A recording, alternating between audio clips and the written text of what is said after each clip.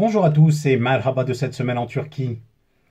Les répliques du séisme Sedat Peker continuent alors que le gouvernement prend des mesures pour empêcher la diffusion des vidéos de la figure du crime organisé. D'après ses déclarations, les autorités des Émirats arabes unis où il s'est réfugié lui auraient demandé d'arrêter ses tournages pour des raisons de sécurité. Peker cherche donc un nouveau pays d'accueil et continue sur Twitter à porter des coups au ministre de l'Intérieur Süleyman Soylu. Dans la continuité de ces vidéos, un nouveau personnage a fait son apparition dans l'actualité chaude, l'homme d'affaires Sezgin Baran Korkmaz. SBK, les initiales de son nom, étaient aussi celles de son holding. Un temps présenté comme un Robin des Bois des temps modernes par des journalistes complaisants, Sezgin Baran Korkmaz a gravi rapidement les échelons du monde des affaires en apparaissant entre autres aux côtés des dirigeants comme Recep Tayyip Erdoğan. Mais quelque temps après, l'homme d'affaires quitte la Turquie visé par une opération policière. Selon Sedat Peker, Baran Korkmaz aurait été prévenu par le ministre de l'Intérieur Süleyman Soylu en personne de l'imminence de son arrestation en Turquie. L'homme d'affaires aurait rapidement bouclé ses valises en s'évitant ainsi les barreaux. Mais ce dernier accuse rapidement Veys Ateş, un journaliste proche de Süleyman Soylu, de l'avoir contacté pour lui demander la somme de 10 millions d'euros en échange de l'abandon des charges judiciaires. Cette somme serait destinée, selon le journaliste, à, je cite, « calmer l'ardeur des lobbies et des cliques qui œuvrent contre Korkmaz ». Des extraits de cette conversation, enregistrés discrètement par l'homme d'affaires en cavale, ont été révélés par les journalistes Fatih Altaylı, Sevilay Yılmaz, Ismail Saymaz et Ahmet Şık. Veys Ateş, l'homme qui aurait fait l'intermédiaire entre Lady Lobby et Click et Baran Korkmaz, a été licencié par sa chaîne Habertürk. S'il se présente comme une victime dans cette histoire, Sezgin Baran Korkmaz est également accusé de s'être enrichi à la marge de la loi, en provoquant des difficultés économiques à certaines entreprises pour les racheter à une fraction de leur valeur, en utilisant des complicités dans la justice, la bureaucratie, le secteur bancaire et les médias. Des complicités entretenues à travers de larges pots de vin. L'origine soudaine de son argent ? Selon la justice américaine, Sezgin Baran Korkmaz blanchissait l'argent des frères Kingston, des escrocs qui empochaient des subventions publiques américaines en prétextant créer des biocarburants.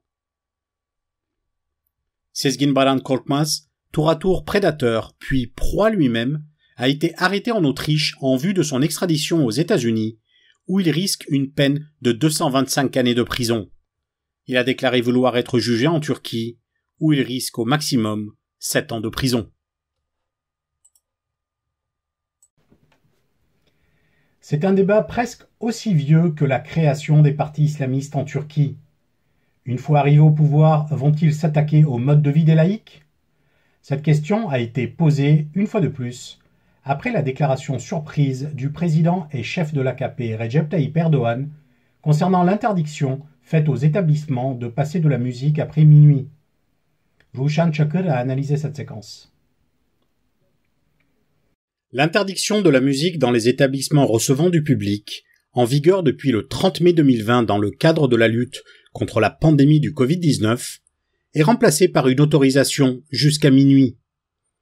Le président et chef de l'AKP, Recep Tayyip Erdoğan, s'est adressé à la presse lundi dernier après la réunion de son cabinet. Il a dit, je cite, « Nous ramenons l'interdiction de musique à minuit. Qu'ils ne le prennent pas mal, mais personne n'a le droit de déranger les autres la nuit. » Les établissements en ambiance musicale et les musiciens ont pourtant été lourdement impactés par les mesures de restriction sanitaire prises depuis le 30 mai 2020. Les réactions n'ont pas tardé dans les réseaux sociaux, avec le hashtag « Nous le prenons mal » devenu numéro 1. Présentées comme nécessaires dans la lutte contre la pandémie, certaines mesures avaient été interprétées par l'opposition comme idéologiques et non scientifiques, à l'image de l'interdiction de la vente d'alcool dans les supermarchés. Lundi, le président et chef de l'AKP Recep Tayyip Erdoğan a avancé la raison de la nuisance sonore d'un secteur pourtant extrêmement réglementé. Mais pour le chef de la communication de la présidence, Fahrettin Altun, les critiques de l'opposition sont, je cite, « une manipulation et un mensonge idéologique pour ne pas participer à la joie des citoyens concernant la fin des restrictions sanitaires, signe de la fin de la pandémie. Fin de citation. Ruşen Çakır revient sur cet épisode. En 2007, un débat avait traversé le pays pour savoir si la Turquie pouvait devenir comme la Malaisie. Et les positions étaient extrêmement tranchées entre deux camps. Ceux qui disaient que la Turquie deviendrait sans aucun doute comme la Malaisie, opposés à un autre camp qui disait que cela était impossible. Les personnes mitigées n'étaient pas nombreuses et ne faisaient pas trop entendre leur voix.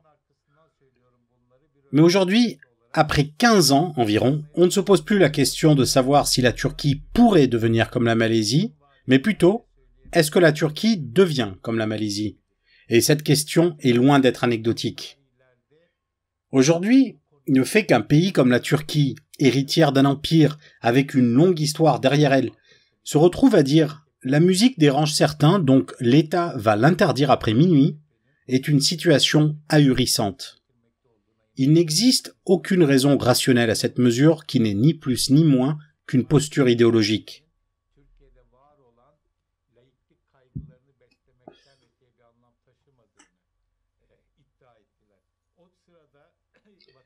Certains pensent qu'à travers cette mesure, Erdogan tente de changer le débat, de faire diversion, afin de ne pas discuter des vrais sujets que sont la situation économique, les révélations de Sedat Peker, les problèmes à l'international, la lutte contre la pandémie. Mais personnellement, je ne le pense pas. En fait, lorsqu'il a déclaré qu'il ramenait l'interdiction de la musique à minuit, s'il n'avait pas continué sa phrase, s'il s'était arrêté là, on aurait pu faire passer cette mesure sur le compte des mesures sanitaires. Alors, même si l'explication aurait clairement manqué de crédibilité, elle aurait eu au moins le mérite d'exister. Mais plutôt que de faire ça, Erdogan semble être sorti du texte écrit de son discours pour exprimer son opinion personnelle. Parce qu'en réalité, il n'est pas difficile d'imaginer qu'Erdogan est une personne qui n'aime pas spécialement les établissements à ambiance musicale où l'on consomme de l'alcool, que ce soit d'ailleurs avant ou après minuit. Mais entre affectionner ou pas ces établissements et décider d'imposer sa vision en y interdisant la musique dès que l'occasion lui semble favorable, faire ça dans un pays comme la Turquie, je pense que peu de personnes l'avaient prévu.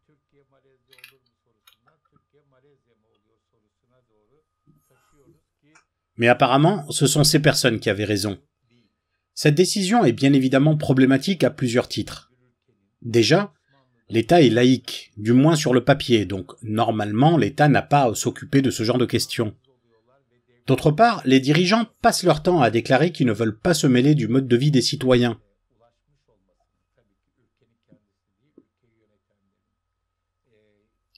Erdogan n'a par exemple jamais fait une déclaration qui disait « Oui, nous pouvons interférer sur le mode de vie des citoyens si nécessaire ». Et d'ailleurs, il dira sûrement après cette déclaration qu'en fait, cette déclaration n'a aucun rapport avec une quelconque interférence sur le mode de vie des citoyens. D'ailleurs, la communication présidentielle a fait des déclarations dans ce sens qui n'ont clairement aucune espèce de crédibilité. Je pense qu'ils sont en train de commettre une grave erreur dans cette question. Quand je dis erreur, je ne le dis pas parce que cette mesure est injuste. Je le dis parce que je pense que c'est une erreur pour leur propre camp. La situation extrêmement critique de la Turquie ne permet pas au pays d'endosser ce genre de débat. La Turquie n'en a pas les moyens en tant que pays, et surtout, le pouvoir d'Erdogan n'en a absolument pas les moyens. On est dans un moment particulier, où les électeurs sont en train de se détourner jour après jour, de manière durable de ce pouvoir, et où l'on constate que son alliance avec le MHP ne suffit plus à rien, où ils n'ont plus rien de concret à proposer à la société. Il s'agit d'un pouvoir qui est empêtré dans une crise économique et qui tente à ce titre d'améliorer ses relations avec l'Occident, et qui doit donc soigner son image. Parce qu'avant, Erdogan arrivait à leur dire « Donnez-moi carte blanche, ne vous mêlez de rien, et vous verrez que je tiens compte de vos intérêts tant que vous ne vous mêlez pas de ce que je fais. » Avec l'étranger, avec l'Occident, ça pouvait être en partie valable du temps de Trump, même s'il y a eu des épisodes extrêmement embarrassants comme avec le pasteur Brunson, la lettre de Trump, un moment particulièrement humiliant pour la Turquie, et d'ailleurs je pense qu'il faudra du temps pour que les historiens puissent nous donner tous les détails de cette histoire. Mais aujourd'hui, il est évident qu'Erdogan n'est plus un leader qui peut agir comme bon lui semble, après avoir détruit tout ce qui pouvait lui servir de soft power. Erdogan n'est clairement pas un dirigeant dont le pouvoir est raffermi, après avoir abîmé jour après jour tous les soft power de la Turquie. L'un des éléments constitutifs les plus importants de ce soft power était la relation de la Turquie avec l'Occident, une relation spéciale. Un pays à population musulmane d'un côté, mais qui se reconnaissait dans les valeurs universelles et qui accordait une priorité absolue dans ses relations avec l'Occident, qui tentait d'intégrer ce bloc, qui tentait de rehausser son développement humain. Si la Turquie tente d'inventer un système mixte, une espèce de charia de pacotille ou quelque chose comme ça, avec, on va dire, un État qui tente d'influer sur le mode de vie quotidien des gens à travers des mesures répressives, si elle devient un pays comme ça, le prix à payer sera lourd. Et d'ailleurs, il n'est pas difficile de constater que l'on paye dès à présent pour plein d'autres raisons. Mais dans ce cas-ci, il sera très très lourd le prix à payer. Lorsqu'on pose la question « est-ce que la Turquie devient comme la Malaisie ?», la problématique est la suivante. Une islamisation de la société qui ne part pas de la base jusqu'au sommet, mais qui est imposée du sommet à la base. Et d'ailleurs, je ne suis pas très sûr qu'interdire la musique à minuit ait un quelconque rapport avec les prescriptions de l'islam. Disons que je pense qu'il est difficile de trouver une réponse clairement établie et partagée par toutes les personnes musulmanes à cette question. Ici, le problème, c'est le principe de l'imposition d'une interdiction par l'État, par le sommet, vers la base.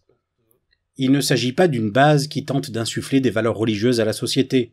Ici, il s'agit d'un pouvoir qui est en train de s'effondrer, de perdre petit à petit, et qui tente par tous les moyens de retarder sa chute, et qui tente, juste avant de partir, de continuer de façonner la société comme il l'entend. Erdogan tente de faire ça, mais finalement, quel va être son bénéfice en contrepartie ? Qui va voter pour lui pour cette mesure ? Par exemple, là, je viens de voir une publication d'un dirigeant de l'AKP, qui explique que les vacanciers sont contents parce que les questions de bruit les dérangeaient beaucoup durant leurs vacances. Alors, là, on peut dire que c'est une interprétation qui est un peu tirée par les cheveux et qui vise surtout à changer de sujet. Et d'ailleurs, ça ne fait que souligner que cette mesure n'est pas bien perçue, y compris dans les électeurs de l'AKP. On peut interpréter les propos de la direction de la communication présidentielle en ce sens. Une Sandunlul avait d'ailleurs rebaptisé cette institution direction de « en fait, ce n'est pas ce qu'a voulu dire Erdogan ». Parce que quand cette institution dit « en fait, Erdogan ne veut pas se mêler du mode de vie des citoyens », alors que c'est clairement le cas, ça montre aussi qu'ils essayent de reculer dans ce qu'ils commencent à percevoir comme une erreur. Les couleurs arc-en-ciel ne font pas que déranger l'UEFA ou Viktor Orban. En Turquie aussi, la communauté LGBTI tente de s'organiser dans le cadre de la Semaine des Fiertés. Mais pour les autorités, c'est un problème de sécurité nationale.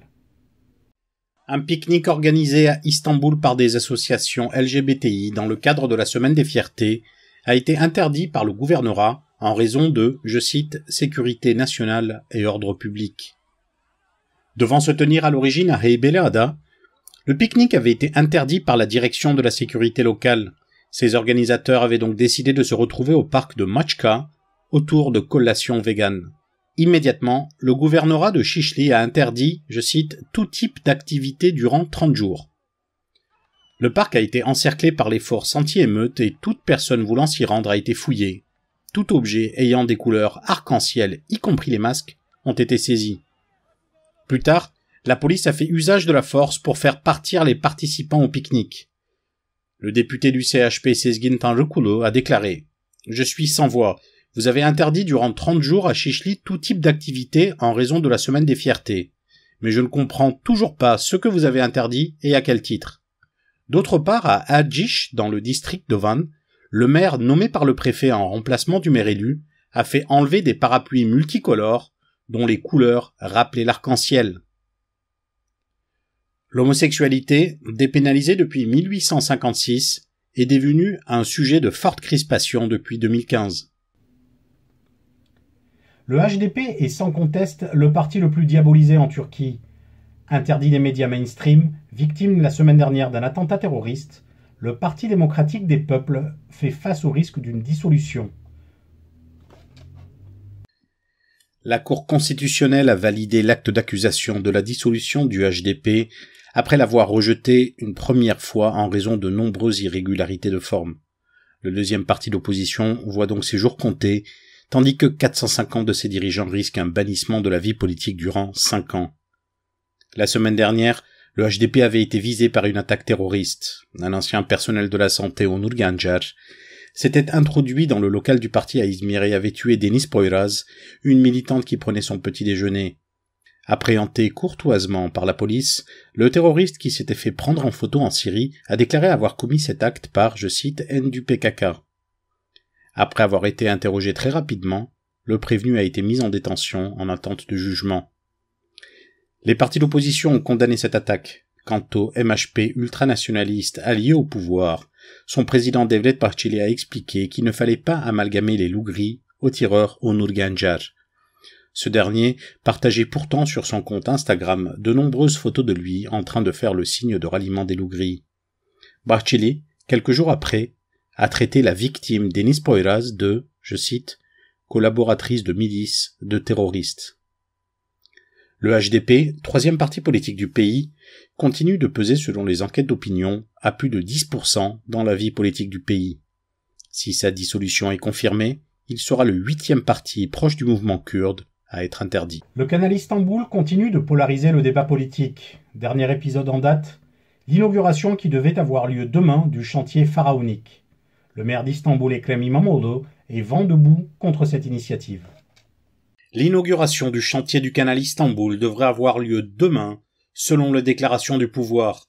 Mais pour Ekrem İmamoğlu, maire d'Istanbul et opposé au projet qu'il surnomme Canal Béton, ce chantier est en réalité une portion d'une autoroute et non le canal en lui-même. Ce chantier, décrit par Erdogan lui-même comme son projet fou, se donne comme objectif de construire un canal maritime reliant la mer Noire à la mer de Marmara afin de désengorger le Bosphore. Mais pour l'opposition et bon nombre d'associations écologistes, ce projet est surtout une opération immobilière géante qui conduirait à une catastrophe écologique. Les leaders de l'opposition ont déjà mis en garde les entreprises susceptibles de participer à ce projet. Kemal Kılıçdaroğlu avait déclaré par le passé « Nous vous aurons prévenu, dès que nous arriverons aux affaires, nous stopperons ce projet et ne paierons pas les entreprises ». Quant au maire d'Istanbul, Ekrem İmamoğlu, il a déclaré à Ruşen Çakır « Les personnes qui s'empressent d'acheter des terrains dans cette zone en pensant qu'elles gagneront de la valeur doivent savoir qu'elles n'en tireront pas profit. On va récupérer ces terrains pour en faire des champs agricoles. » Selon une enquête d'opinion conduite par l'Institut Métropole au mois d'avril, 45,4% des sondés se sont déclarés opposés au projet, contre 38,5% de personnes se déclarant en faveur, 16% n'ayant pas d'idée sur la question. Le recteur parachuté Melih Bulu s'était donné 6 mois pour que la contestation cesse à l'université de Boğaziçi. Il ne lui reste plus qu'un mois pour tenir parole, alors que la résistance à son arrivée ne semble pas faiblir. Entre vote plural au Sénat de l'université et suppression des bourses des étudiants contestataires, la direction tente par tous les moyens de s'imposer. Cela fera bientôt 6 mois que le corps académique et étudiant de l'université de Boğaziçi proteste contre le parachutage à la présidence de l'université de Melih Bulu, un universitaire proche d'Erdogan et accusé de plagiat. L'université du Bosphore, Boğaziçi pour les initiés, est l'une des plus prestigieuses universités de Turquie. La tradition de direction collégiale ancestrale de l'université avait été heurtée de plein fouet avec l'arrivée de Bulu et provoqué plusieurs manifestations estudiantines. Une centaine d'étudiants qui avaient participé à ces manifestations se sont vus notifier la suppression de leur bourse d'études en dépit du règlement. Le maire d'Istanbul, Ekrem İmamoğlu, a lancé un appel aux étudiantes et étudiants victimes de ce traitement et leur a promis que la municipalité d'Istanbul se substituerait à l'organisme pourvoyeur des bourses. Il a dit « Les étudiants de Boğaziçi qui ont vu leur bourse supprimée en raison de leur attitude démocratique doivent savoir que la municipalité d'Istanbul est là pour eux. Qu'ils viennent nous voir, leur bourse est prête. » Au mois de février dernier, le recteur parachuté accusé de plagiat Melih Bulu avait déclaré penser que l'université reviendrait à la normale dans 6 mois maximum. Un mois avant la fin de ce délai, la résistance continue de plus belle. Terminé, l'étape à Istanbul de la marathonienne Marie Lotté s'est déroulée au Palais de France, en présence du consul de France. Le sport comme manière d'attirer l'attention sur la condition des femmes. La marathonienne Marie Lotté, surnommée Louti, a fait étape à Istanbul dans le cadre du Tour du monde qu'elle a entrepris au départ de Cabo da Raco au Portugal, fin 2019. Elle a été accueillie jeudi au Palais de France par le consul de France Olivier Gauvin et les volontaires du sport de la mairie d'Istanbul. Accompagnée d'une poussette où elle stocke son matériel, Marie Lotté a déjà accompli 15 420 km qu'elle détaille sur son blog louti-run.com.